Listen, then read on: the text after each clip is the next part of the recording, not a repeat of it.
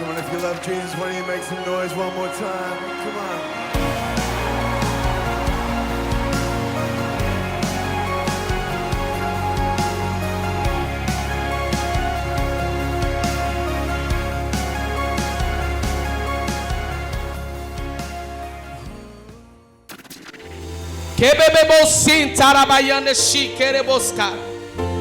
Que la main de l'Éternel soit sur ta vie ce matin. Que la grâce de Dieu te propulse dans le nom de Jésus-Christ de Nazareth. Je vais lever la voix vers Dieu pour ta vie. Que à partir et à compter de ce 8e mois, le reste des mois avant la fin de l'année qui reste soit des mois de surprise agréables pour toi. Que tout ce qui est désagréable s'éloigne de ta vie. Que tout ce qui est désagréable s'éloigne de ton foyer. Que tout ce qui est désagréable s'éloigne de ton ministère. Que tout ce qui est désagréable s'éloigne de ta destinée. Est-ce que quelqu'un peut dire Amen avec vie? Est-ce que quelqu'un peut acclamer Jésus? Est-ce que quelqu'un peut pousser des cris de joie? Est-ce que quelqu'un peut lever Dieu?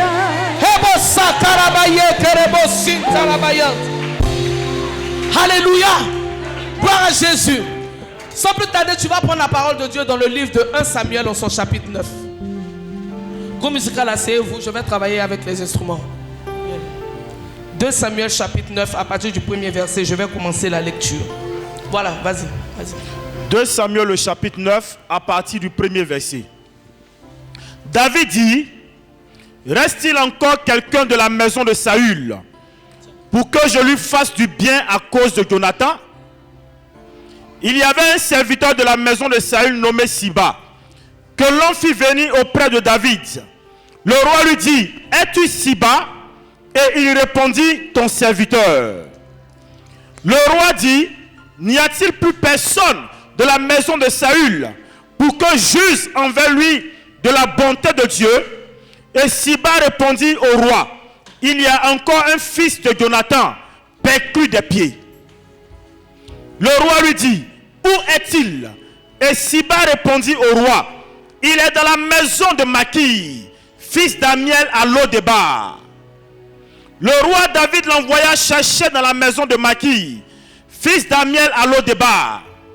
Et Mephibosheth, fils de Jonathan, fils de Saül, vint auprès de David, tomba sur sa face et se prosterna.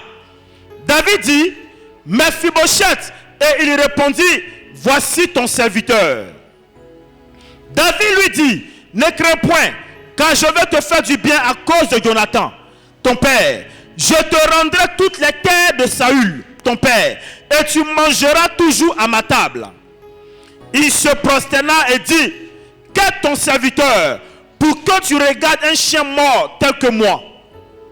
Le roi appela Siba, serviteur de Saül, et lui dit: je donne au fils de ton maître tout ce qui appartenait à Saül et à toute sa maison.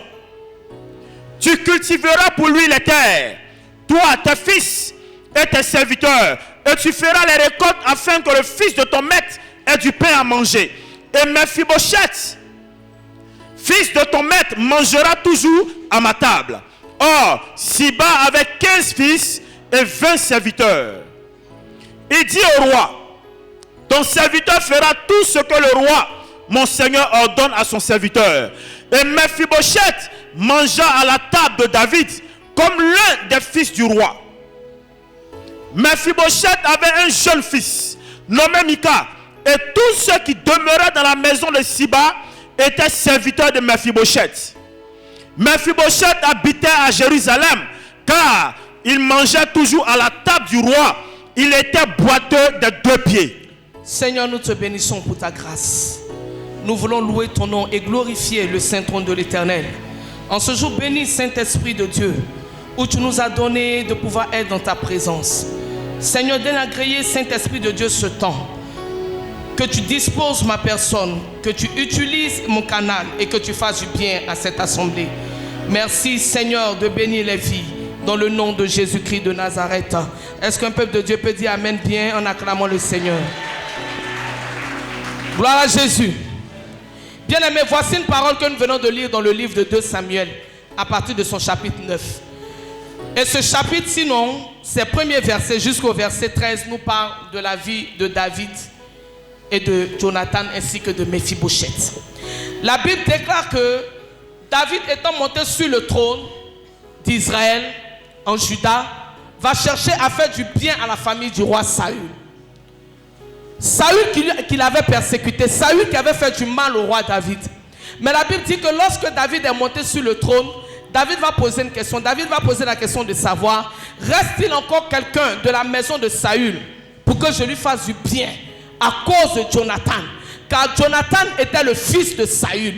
Et Jonathan était prince. Jonathan devait monter à la place de son père Saül. Mais la Bible dit, quand vous lisez 1 Samuel chapitre 18, à partir du verset 1, la Bible déclare que l'âme de Jonathan s'attacha à l'âme de David. Et Jonathan a dit à David, lorsque je te regarde, je sais que Dieu t'a choisi pour régner sur Israël. Alors, la parole de Dieu déclare que Jonathan s'est dépouillé de ses attributs royaux. Et il a donné cela à David. Et il va arriver une guerre où Saül et David vont mourir. Et là, le fils de Jonathan, nommé Méphibosheth, qui était perclus des pieds, c'est-à-dire handicapé, boiteux, va se retrouver dans une contrée éloignée qu'on appelle au départ. La Bible dit, lorsque David va venir sur le trône, David va poser la question, existe-t-il encore quelqu'un? Veut-il encore quelqu'un pour que moi, David, je fasse du bien à cette personne? Parce que Jonathan, dans mes moments de détresse, Jonathan, dans mes moments de tristesse, Jonathan, dans mes moments de désolation, dans les moments où son père cherchait à me nuire, à me détruire, c'est ce Jonathan-là qui m'a couvert aux yeux de son père. Alléluia. Bien aimé, le thème que je suis venu t'annoncer ce matin, c'est le retour de l'alliance. Dis à quelqu'un le retour de l'alliance. Il faut parler avec vie, le retour de l'alliance. Dis encore le retour de l'alliance. Qu'est-ce que l'alliance? L'alliance est un traité, un engagement mutuel entre deux ou plusieurs personnes. Quand on parle d'alliance, on parle d'un accord. Quand on parle d'alliance, on parle d'une union. Quand on parle d'alliance dans la religion juive, l'alliance est un pacte qu'on fait avec Dieu. Et 1 Samuel chapitre 18 nous dit que Jonathan avait tissé alliance avec David parce qu'il connaissait la destinée que Dieu avait réservée à David. Alors lorsque la destinée de David a commencé à s'accomplir, David ayant fait alliance avec Jonathan, même si Jonathan est mort, se devait de respecter cette alliance, se devait de respecter sa part d'engagement, se devait d'obéir, se devait d'exécuter ce qu'il avait promis à Jonathan. D'où vient le thème? Le retour de l'alliance. Alléluia. Je ne sais pas quelle alliance tu as tissée avec le Seigneur. Je ne sais pas quelle alliance tu as tissée avec certaines personnes. Bien aimé, tu peux même tisser une alliance sans savoir que tu as tissé une alliance. Parce qu'on m'expliquait une histoire où une femme, la mère d'une femme, la mère d'une dame a rendu service à un vigile. C'était à Boaké. Je vais introduire ce témoignage, là vous allez comprendre. Et la Bible dit que lorsque la guerre est arrivée des années plus tard, maman a eu assez de quoi je parle, et que les gens sont rentrés en Côte d'Ivoire, les gens sont rentrés à Abidjan, cette personne, cette fille ne savait pas ce que sa mère avait fait. Mais elle ressemble à sa mère comme deux gouttes d'eau. La Bible dit, cet homme à qui on a fait du bien, alléluia, son fils aussi va reconnaître cette dame. Il va dire à la dame, je te reconnais. La dame eut peur. Tout le monde ici a vécu la crise. Vous savez de quoi je parle. Elle dit non, je ne te connais pas. Il dit si moi je te connais. Elle dit non, je ne te connais pas. Il dit n'aie pas peur. Mon père était vigile à Boaké. Et n'ayant pas les moyens pour nous mettre à l'école, c'est ta mère qui m'a scolarisé. Je ne te connais pas, mais quand je te regarde, vous vous ressemblez comme deux gouttes. Il a commencé à dire le nom de cette femme. Et elle s'est ressaisie, elle dit oui, c'est ma mère. Il dit ta mère m'a trop fait du bien. Où partez-vous? Elle a indiqué son chemin. Il lui a dit ne passez pas par la gauche, mais passez par la droite. Parce que sur votre gauche, vous allez rencontrer des gens qui sont plus méchants que nous. Alléluia. Bien aimé, cette femme a fait du bien à quelqu'un sans savoir ce qu'il attendait demain. Et Et la Bible dit que lorsque le temps est arrivé, cet homme a épargné d'une mort certaine cette femme. Je vais annoncer à quelqu'un ce matin. Je ne sais pas quelles sont les alliances que tu as tissées. Je ne sais pas à qui tu as rendu service. Je ne sais pas à qui tu as fait un traité. Mais je suis venu t'annoncer que le temps du retour de l'alliance a sonné dans ta vie. Le temps du retour de l'alliance a sonné dans ta destinée. Le temps du retour de l'alliance a sonné dans ta vie. Ceux qui pensaient que tu allais mourir, je vais annoncer à quelqu'un que tu ne mourras pas. Mais l'alliance va te sauver. L'alliance va te retirer de là. L'alliance va te garantir. L'alliance va te régénérer. L'alliance va t'éviter toutes sortes de calamités afin de pouvoir te positionner à la place que tu mérites.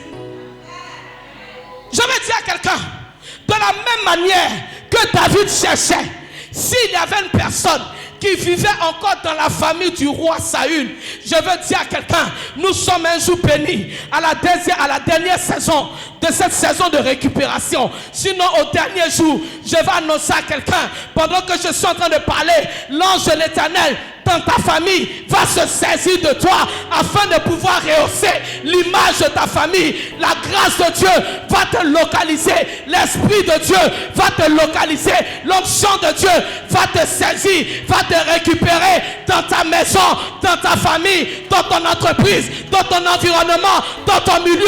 Et à cause de toi, les choses vont changer.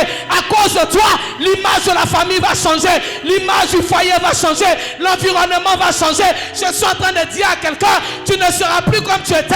Parce que si tu as tissé une alliance, si tu as rendu service à quelqu'un, si tu as fait du bien à quelqu'un, il est là que cette chose te fasse un retour favorable. Je dis à quelqu'un, tu ne seras plus défavorisé, mais Dieu va te favoriser. Dieu va te favoriser. Dieu va favoriser quelqu'un. Il va te récupérer. Il va te répondre. Il va te repositionner. Je suis en train de dire à quelqu'un, tu vas quitter un bastard et tu vas monter à une autre dimension. Est-ce que tu peux dire Amen ce matin? Alléluia. Je suis en train de parler prophétiquement ce matin. Gloire à Jésus. Je suis en train de parler prophétiquement ce matin. Et je veux que si tu as les yeux, tu as les oreilles prophétiques, tu m'écoutes et que tu réagisses selon l'esprit du message. Il y a des personnes que la guerre a décimées. Il y a des personnes que des situations ont décimé leur famille. Lorsqu'on regarde notre famille, je connais une famille, j'ai grandi avec des personnes. Leur père est décédé, leur mère est décédée, leur soeur est décédée. Je ne te dis pas pour te faire plaisir, je ne raconte pas des histoires, mais je te raconte un fait que j'ai vécu. Daddy les connaît très bien. Elles ont perdu leur père, on avait 14 ans. Non, on était plus petits, 7 ans. Quand on rentrait dans l'adolescence, leur mère est décédée. Après, leur petite soeur est décédée. Sans oublier que quand on était encore plus jeunes, elles ont eu un frère qui est décédé. Alléluia. Elles sont restées deux dans la vie. Mais la Bible déclare, malgré que leur famille, je dis la Bible déclare, qu'est-ce que Dieu a fait? Malgré que leur famille était décimée, le Seigneur s'est saisi de ces deux jeunes filles et il a commencé à reconstituer la famille. Il a commencé à redonner vie à la famille. Il a commencé à refaire, à renouveler leur famille. Je suis en train de dire à quelqu'un, tu peux perdre des membres de ta famille. Ton père peut mourir, ta mère peut mourir, tes frères peuvent mourir. Mais sur toi, la mort s'arrêtera. Parce que c'est de toi que Dieu se saisira pour restaurer ta famille. Tu n'as pas bien dit Amen, je reçois. Dis Amen, je reçois. Les choses peuvent arriver. Mais sur toi, ces choses-là vont s'arrêter. Parce que c'est de toi que Dieu a besoin pour changer l'image de cette famille. Je suis en train de dire à quelqu'un, ton image va changer à cause de la destinée que Dieu a prévue pour toi. Cette destinée-là sera pour ta famille. À partir de toi, ceux qui ne pouvaient pas rentrer dans ta famille va commencer à rentrer, va commencer à rentrer, va commencer à rentrer, va commencer à rentrer. Je dis à partir de toi, ce que ta famille ne pouvait pas voir. Ces choses vont commencer à arriver. Il dit Mephibosheth, Daddy, perclus des pieds. Mephibosheth n'est pas né étant perclus des pieds. Lorsque vous lisez la Bible, en 2 Samuel chapitre 4 verset 4, la Bible dit qu'il y a eu une invasion dans le royaume de son grand-père Saül. Et les gens sont venus les attaquer. En voulant fuir, sa nourrice l'a prise. Elle a porté. En voulant le cacher, en voulant le protéger, la Bible déclare que Méphibosheth est tombé. Et ses pieds se sont brisés. C'est ce qui l'a rendu infirme. Sinon, ce n'est pas qu'il était né par l'infirmité. Les conditions de ta vie peuvent envoyer des mauvaises choses contre toi. Les conditions de la vie peuvent faire que tu vas te retrouver dans une situation où tu ne pensais jamais être. Tu peux naître avec toutes tes facultés. Tu peux te retrouver avec une seule faculté. Tu peux naître avec toute une identité, tout un potentiel. À cause des conditions de la vie, à cause des mauvaises circonstances, tu peux te retrouver avec des choses qui ne glorifient pas le nom de Dieu. Mais je suis en train de te dire que l'alliance ne regarde pas ton handicap. L'alliance ne regarde pas tes lacunes. L'alliance ne regarde pas tes défauts. L'alliance ne regarde pas ce que tu es. L'alliance ne regarde pas ton péché. L'alliance ne regarde pas ta mauvaise vie. L'alliance ne regarde pas ce que tu ne peux pas faire. Mais l'alliance regarde ce que tu vaux. Je suis en train de dire à quelqu'un que ce que tu vaux est plus précieux que ce que tu ne vaux pas. Je suis en train de dire à quelqu'un, on te voit fini, mais tu n'es pas encore fini. Parce que l'alliance va rehausser ta destinée. Dis à quelqu'un le retour de l'alliance. Dis à quelqu'un le retour de l'alliance. Faut-il le retour de l'alliance? Ferdinand, par le retour de l'alliance, ce que ta famille n'a pas expérimenté, toi tu peux expérimenter. Parce que l'alliance que tu as, ce n'est pas l'alliance avec un homme, mais c'est l'alliance avec Dieu. L'homme, il regarde à ce que tu peux lui apporter afin de te secourir. Mais Dieu, il regarde à comment et pourquoi il t'a créé afin de pouvoir te secourir. Oh, je veux parler à quelqu'un ce matin. Je veux parler à quelqu'un ce matin. Ne limite pas ta vie. Ne limite pas ta destinée. Ne limite pas. Ne regarde pas les circonstances pour te dire que rien ne peut sortir de toi. Hey, ils ont dit, qu'est-ce qui peut sortir de bon de Nazareth? Parce que Nazareth était une ville insignifiante. Nazareth était une ville sans valeur. Mais lorsque Jésus-Christ de Nazareth est arrivé, il a commencé à opérer des miracles, faire des prodiges à telle enseigne que de par Jésus, on a commencé à changer de langage envers Nazareth. Je suis en train de dire à quelqu'un, à cause de toi, on changera de langage envers ta famille. À cause de toi, on changera de langage envers ta famille. À cause de toi, il faut dire c'est à cause de moi. Dis c'est à cause de moi. Faut dire c'est à cause de moi. Ma mère allait à Beauville. Elle ne connaissait pas un homme. Cet homme-là l'a poursuivi pour la saluer. Il a crié derrière elle, maman, maman, maman. Elle s'est retournée.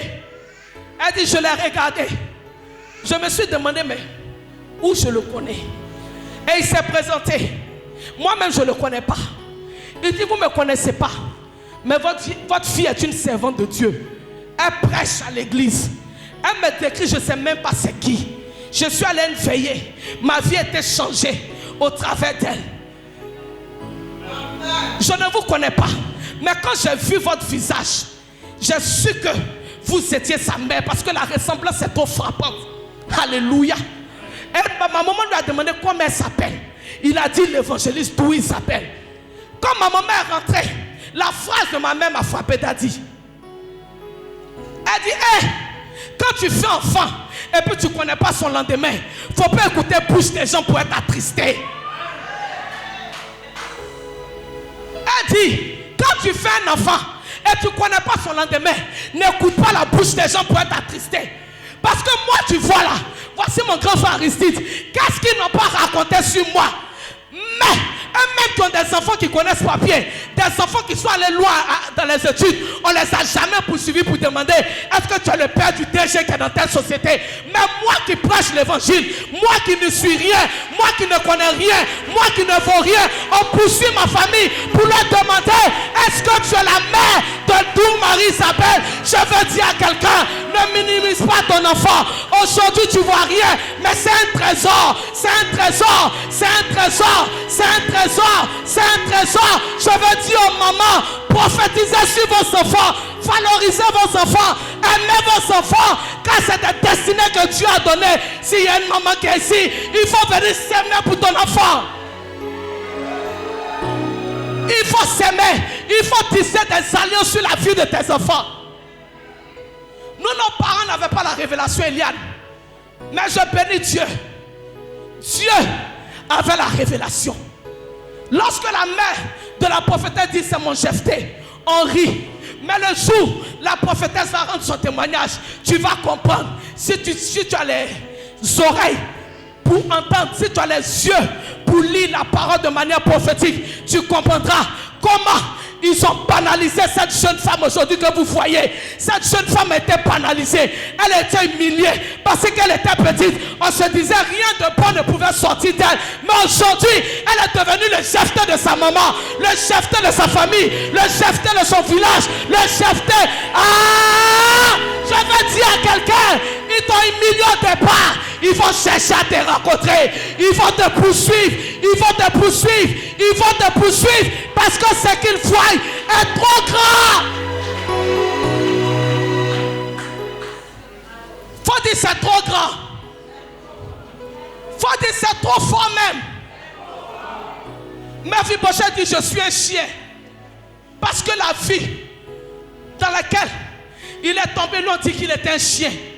Or le nom de Mephibosheth signifie celui qui extermine la honte. Hey, Dieu peut avoir une bonne destinée pour toi, mais les hommes peuvent fausser ta destinée. Mais ce qui me plaît, même quand les hommes te faussent ta destinée, Dieu va te poursuivre pour te rattraper. Dieu va te poursuivre pour te récupérer. Dieu va te poursuivre pour te rechercher. Dans cette saison, je vais lancer un esprit, l'esprit de récupération. Tous ceux qui ont perdu leur chemin, tous ceux qui ont quitté leur grâce, tous ceux qui ont quitté leur héritage, le Saint-Esprit va vous récupérer. La main de Dieu va te récupérer. Même si tu es allé à l'autre départ, je suis en train de dire à quelqu'un, l'autre départ n'est pas un lieu éloigné pour Dieu. C'est éloigné pour les hommes, mais c'est pas éloigné pour Dieu. C'est éloigné pour les hommes, mais c'est pas éloigné pour Dieu. Dieu va aller te chercher dans la pauvreté. Il va aller te chercher dans le célibat, il va aller te chercher dans la médiocrité, il va aller te chercher dans la honte, dans le ridicule, dans le divorce, et Dieu va te repositionner, il va te ramener au palais. Amen. Alléluia. L'autre débat signifie un lieu désert, un lieu sans pâturage. Ce n'était pas possible que Mephibosheth reste là-bas, parce que l'alliance de Dieu nous dit dans le livre de Psaume 23, il dit l'Éternel est mon berger, je ne manquerai de rien. Il me conduit près des eaux paisibles, il me fait reposer dans de verts pâturages. Je suis en train de dire à quelqu'un, il n'était pas possible que Mephibosheth te mette dans un lieu où il n'y a pas de pâturage, parce que ce n'est pas ce que la parole de Dieu a dit. Je veux dire, ce que la parole de Dieu ne t'a pas dit, ce n'est pas ce qui va se réaliser. Même si ça s'est réalisé, Dieu va briser ça. Dieu va briser ça. Et il va t'introduire dans le plan parfait de Dieu. Le plan de Dieu n'était pas comme Mephibosheth, soit l'autre départ, mais qu'il soit au palais. Je ne sais pas où tu as perdu ta place. Tu vas récupérer ta place, récupérer ton mariage, récupérer ton foyer, récupérer ton ministère, récupérer ton travail, récupérer ta saison. Tu récupères, tu récupères, tu récupères, tu récupères, tu récupères, tu récupères, tu récupères, tu récupères, tu récupères, tu récupères, tu récupères, tu récupères, récupère, récupère, récupère, récupère. Tiens-toi debout là où tu es. Heba shakaraba. Tiens-toi debout là où tu es. Ebo sintarabayant.